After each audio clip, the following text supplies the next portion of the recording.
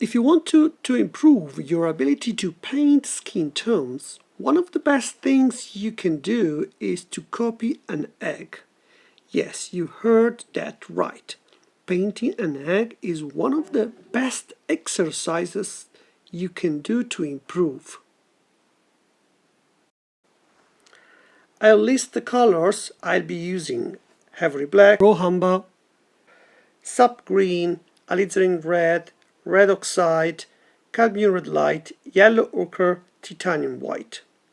First, I prepared the shadow color and outline its general shape. Also, I try to define the boundaries line that determines the shadow's contour inside of the egg. And I start to paint the lower part of the egg. I mixed the color, and when I assume that the color is almost right, I apply the brushstroke on top of the canvas and I try to follow the idea of the planes.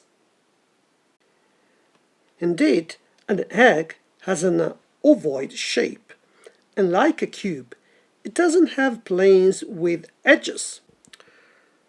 However, these planes do exist. They are simply infinite and rotate in space, creating a smooth surface without sharp corners or boundaries. I know it may seem strange, but painting this way will give me a better understanding of three-dimensionality when painting a portrait. Let's also remember that skin tone is very similar to the color of an egg. So let's move forward and gradually apply all our brushstrokes as if they were pieces of mosaic. There was a period in my life when, after studying at Florence Academy, I took some workshops with John Angel, a well-known Canadian painter in the Florentine Academy community. He told me that if I wanted to improve my understanding of how to paint skin tones, I should paint an egg. Many years later, I decided to do this exercise for you. It may not be perfect, but I'm giving it a try.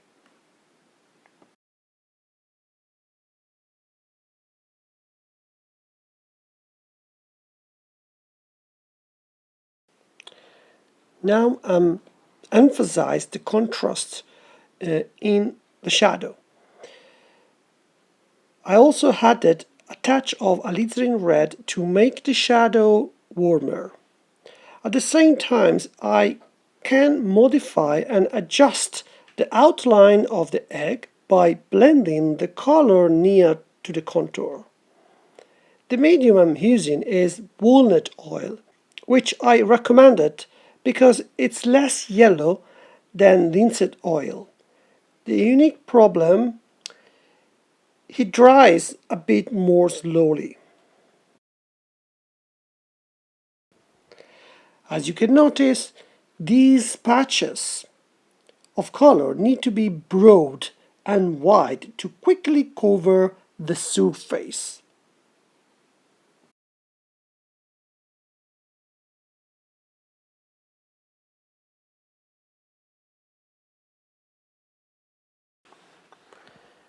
Now we are at the second painting phase, and before I apply glaze, remember that the paint must be dry before doing so. The world of glaze is truly fascinating, especially because it allows us to solve many issues that weren't addressed in the first layer. In this video, I can't explain in depth because I don't have enough time.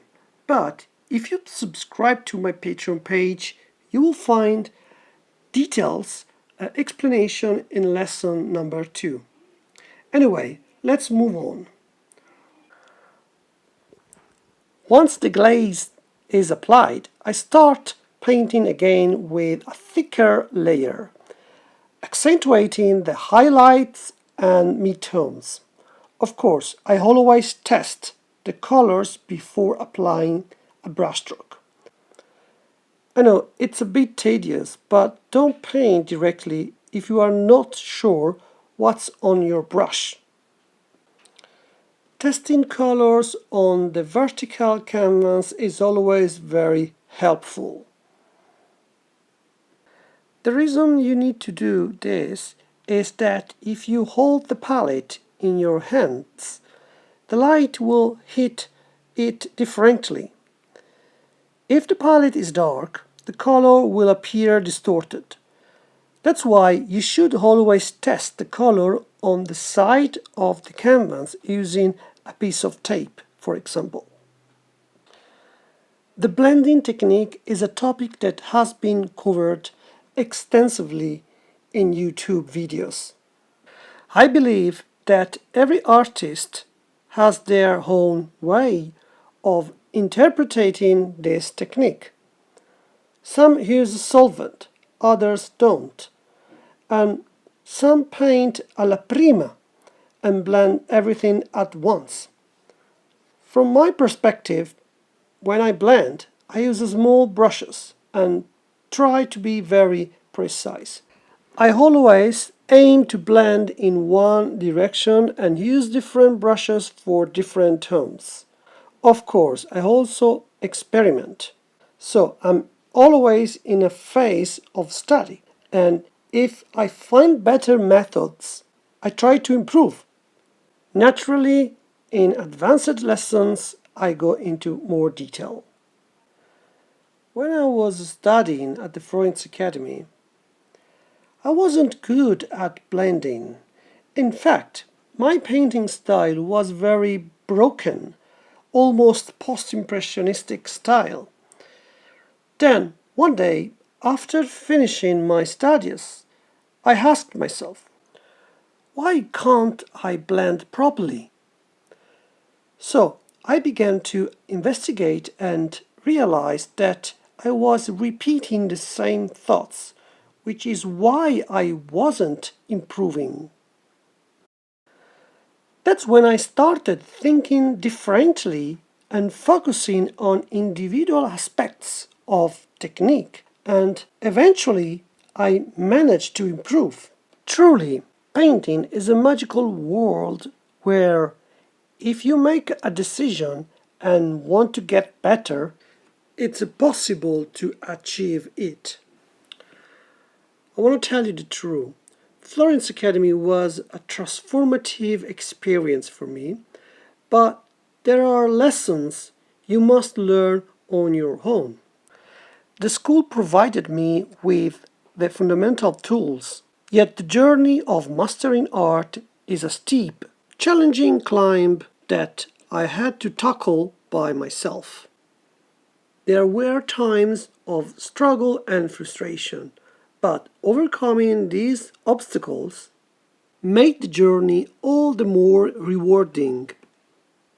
Mastering technique is essential, but it's equally important to grasp the philosophy of art.